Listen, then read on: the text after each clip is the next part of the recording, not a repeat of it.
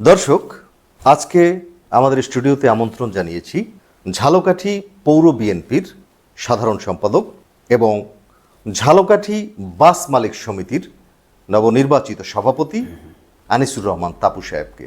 আজকে আমরা খোলামেলা কিছু কথা বলবো ঝালকাঠি নিয়ে।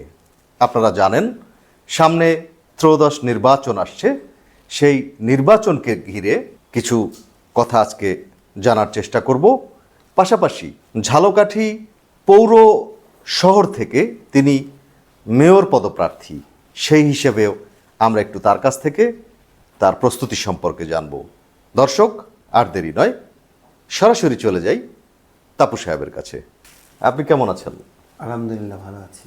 আপনাকে অসংখ্য ধন্যবাদ আমাদের এই সেটে আপনি আসছেন। আপনাকে এবং আপনার সত্য প্রকাশে প্রতিবেদী কলম গগনের আলোকেও আজকে আমাকে এই স্টুডিওতে ডাকার জন্য ধন্যবাদ। দর্শক, আমরা খোলামেলা আলোচনা করব ঝালকাঠির বর্তমান পরিস্থিতি। আপনি জানেন যে সামনে ত্রয়োদশ নির্বাচন আসছে।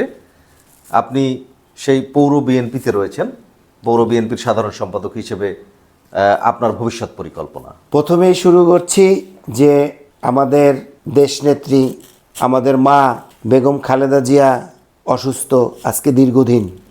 আমাদের স্বাধীনতার মাস 16 ডিসেম্বর। এজন্য আমরা ত্যাগ তিতিক্ষার মধ্যে, অনেক ত্যাগের মধ্যে আমরা আছি, ত্যাগ তিতিক্ষার মধ্যে আছি। এটা ত্যাগের মাস, ডিসেম্বর মাস, সামনে ত্রয়োদশ নির্বাচন, সেটা নিয়েও আমরা চিন্তাভাবনায় আছি। ইনশাল্লাহ সামনে আমাদের ম্যাডাম সুস্থ হয়ে আসুক আমাদের মাঝে ফিরে। আমরা চাই তাকে নিয়ে আমরা নির্বাচনে অংশগ্রহণ করব ইনশাল্লাহ। দল আমাদের একজন সম্ভাব্য প্রার্থী ঘোষণা করেছেন। আমি এবং আমার জেলা বিএনপির নির্দেশনা অনুযায়ী আমরা সবাই মিলে ধানের শীষের পক্ষে কাজ করব। যখন আমাদের ফাইনালি ঘোষণা আসবে দল থেকে, অর্থাৎ চূড়ান্ত নমিনেশনের ব্যাপারে ঘোষণা আসবে, তারপর আমরা সবাই মিলে একসাথে ধানের শীষের পক্ষে কাজ করব। আচ্ছা, আমরা এখন পর্যন্ত আপনাদের কাছ থেকে, অর্থাৎ আপনাদের মতো যারা নেতা রয়েছেন তাদের কাছ থেকে আমরা শুনতে পারছি যে এখন পর্যন্ত সম্ভাব্য প্রার্থী আছে, চূড়ান্ত হয়নি। জি, তো সেক্ষেত্রে আসলে সেই চূড়ান্তটা আমরা কবে পেতে পারি? ইনশাল্লাহ আগামীকালকে শুনতে পাচ্ছি যে আমাদের ত্রয়োদশ নির্বাচনের তফসিল ঘোষণা হবে। তফসিলের হয়তো 2-4 দিনের মধ্যেই চূড়ান্ত নমিনেশন ঘোষণাও আসবে ইনশাল্লাহ। তারপর আমরা সবাই ধানের শীষের পক্ষে কাজ করব। আচ্ছা, আমি আরেকটি প্রশ্ন করব আপনাকে। ঝালকাঠিতে বেশ কয়েকজন প্রার্থী রয়েছে, তার মধ্যে এলিন ভুট্টোকে মনোনয়ন দেয়া হয়েছে।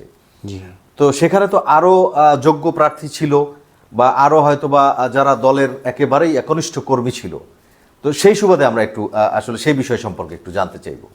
আসলে এটা হচ্ছে আমাদের এই নমিনেশনের ব্যাপারটা আমাদের চেয়ারম্যান এবং দলের নীতি নির্ধারকরা যেটা ভালো মনে করেছেন, সেই হিসাবে তারা নমিনেশনের সম্ভাব্য প্রার্থী ঘোষণা করেছেন। কিন্তু তৃণমূল পর্যায়ে নেতাকর্মীরা এটা একটু মেনে নিতে চাচ্ছে না। কারণ যাকে সম্ভাব্য প্রার্থী হিসেবে ঘোষণা করা হয়েছেন সে দল থেকে একটু বিচ্ছিন্ন ছিল। অনেকেরই প্রশ্ন রয়েছে যে আসলে অনেক নেতাকর্মী এটা মেনে নিচ্ছে না। যারা তৃণমূলের ছিল, যারা নেতাকর্মীদের পাশে ছিল এই 17 বছর, তাদের মধ্য থেকে তারা চাইছিল, তৃণমূলের নেতাকর্মীরা, যে একজন প্রার্থী তাদের মধ্য থেকে আসুক। সেই আশাটা তাদের পূরণ হয় নাই। এই জন্য হয়তো এখনও নেতাকর্মীরা সবাই নামতে পারতেছে না। অর্থাৎ একযোগে কাজ করতে একটু দ্বিধা পড়ে গেছে। এটা আমাদের বিএনপি নেতা ত্যাগী কর্মীরা এটা মানতে পারতেছে না।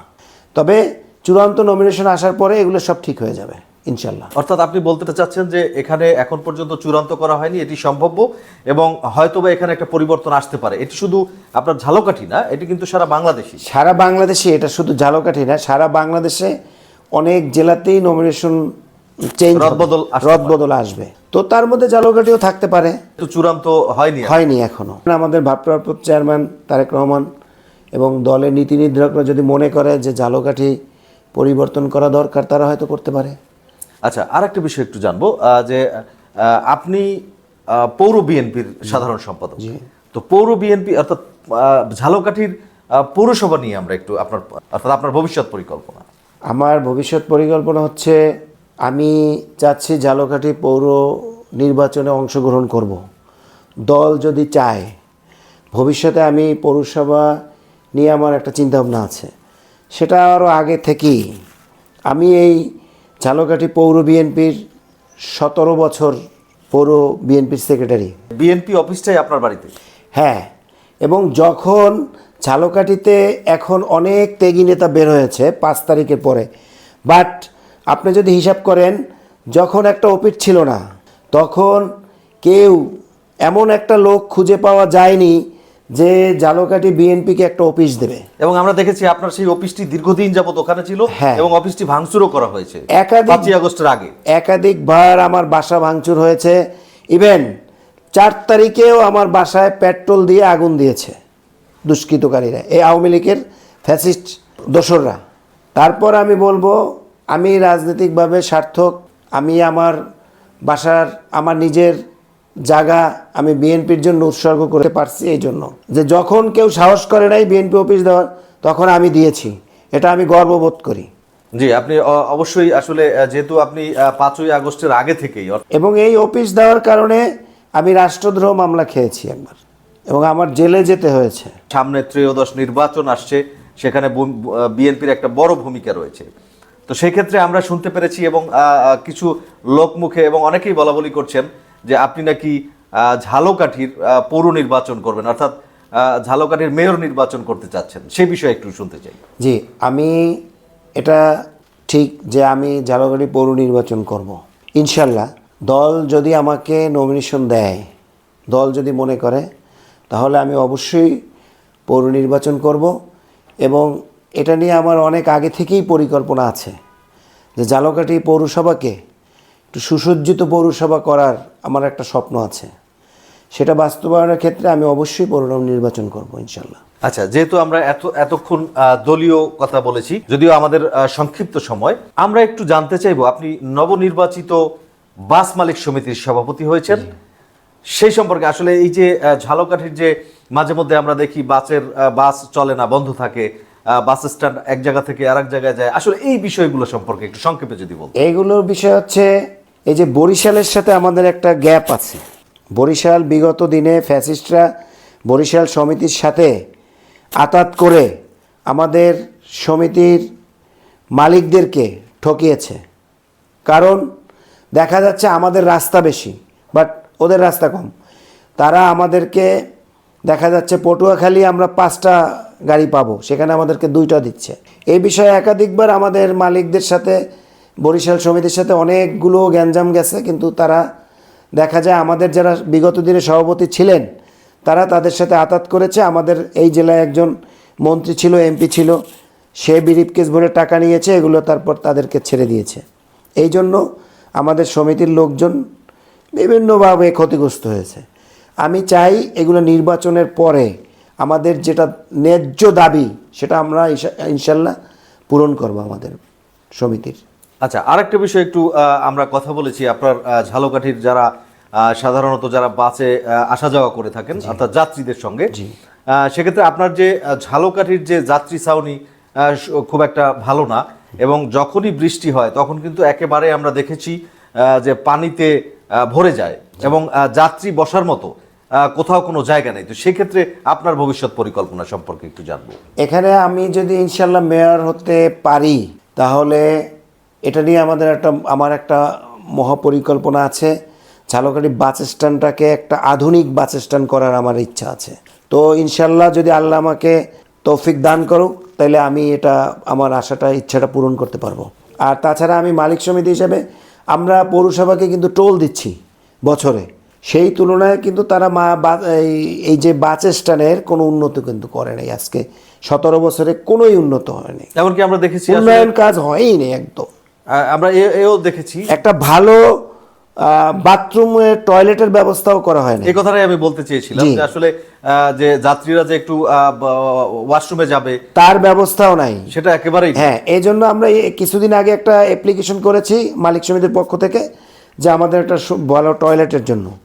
তো তারা বলছে যে আমরা দেখব, একটা আচ্ছা। বরাদ্দর ব্যবস্থা করা হবে।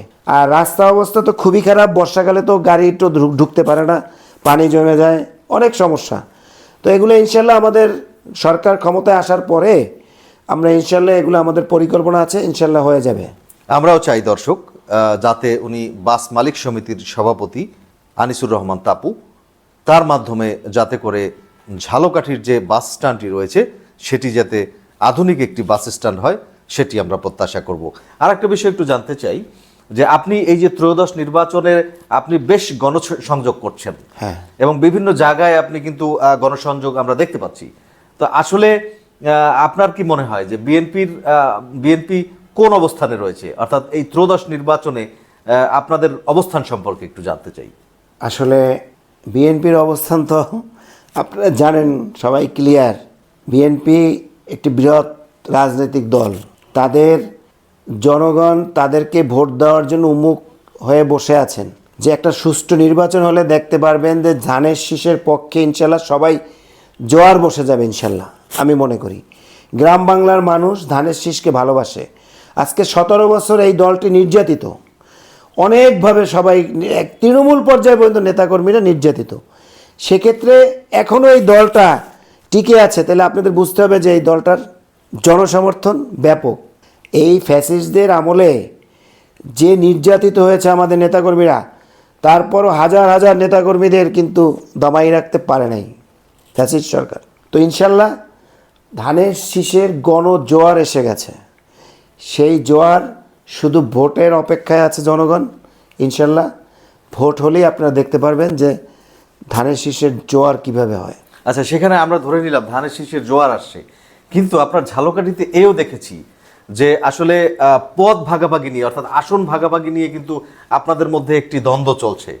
আসলে সবাই কেউ সামনে বলছে না, কিন্তু পেছনে কিছু গুঞ্জন শোনা যাচ্ছে যে আপনি যে মেয়র ইলেকশন করবেন, জি। সেই মেয়র পদ অথবা সম্পাদক। এটা তো থাকতেই পারে, একটা বৃহৎ দলে একজন প্রার্থী থাকবে, এটা তো হতে পারে না। একটা বৃহৎ দলে 3-4 জন প্রার্থী থাকবে, এটাই স্বাভাবিক। তার মধ্যে দল যাকে যোগ্য মনে করবে তাকেই তো দিবে, সেটাই তো হওয়া উচিত। সেটাই হওয়া পদ তো উচিত। একটাই। পদ তো একটা। তারপর আরও অনেক পদ আছে যোগ্য প্রার্থী অনুযায়ী, উপজেলা আছে, জেলা পরিষদ আছে, অনেক পদ আছে, জেলা পরিষদের মেম্বার আছে, পৌরসভার কাউন্সিলর পদ আছে।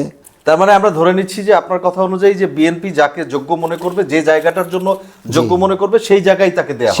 সেই জায়গায় তাকে দেওয়া হবে যাকে যোগ্য মনে করবে। এবং ভবিষ্যৎ আমাদের চেয়ারম্যানের পরিকল্পনা কিন্তু স্বচ্ছ রাজনীতির দিকে যাচ্ছে।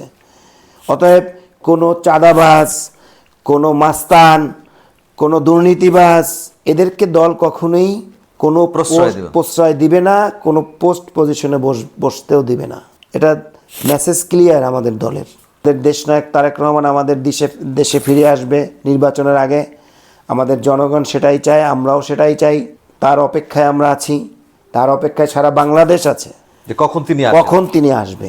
আসলে জনগণের মধ্যে একটি কৌতূহল রয়ে গেছে, এগুলো আমরা আগেও আলোচনা করেছি, বিভিন্ন নেতাদের সঙ্গে আমরা কথা বলেছি আমাদের স্টুডিওতেই।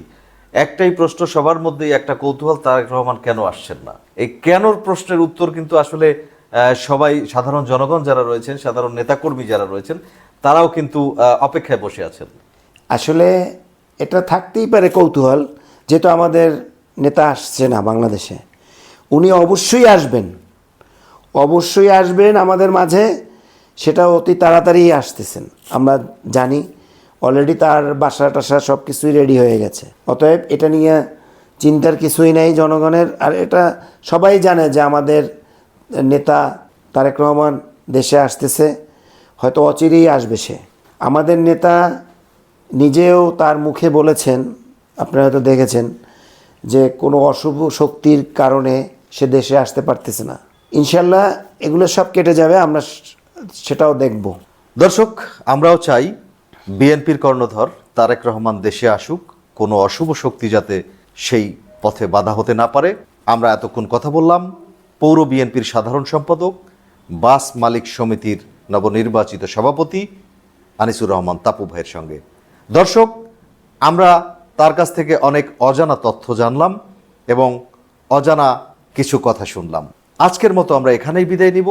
আপনারা সবাই ভালো থাকবেন, সুস্থ থাকবেন, সুন্দর থাকবেন, আমাদের সঙ্গেই থাকবেন।